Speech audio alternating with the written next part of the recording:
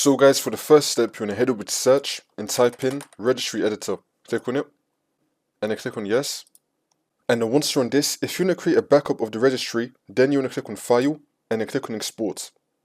You can now choose where you want to export it to. I'm going to be doing my desktop, and you can call this anything you want. I'm just going to call it Backup, and then click on Save. It's now going to be here on our desktop. I recommend moving it to like an external drive or USB flash drive, just so you have it backed up. And now if you ever wanted to restore the backup, then you want to click on File and then Import. And now you want to find your backup, you want to double click on it, wait for this to load. It's now going to import all the keys back into the backup.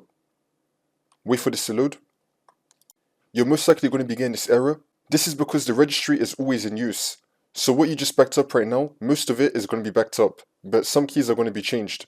Not the keys that you wanted to back up though, it's just that the registry is always in use, so that's the reason why. It shouldn't be a big deal. And then you want to click on OK, and then you should be good to go.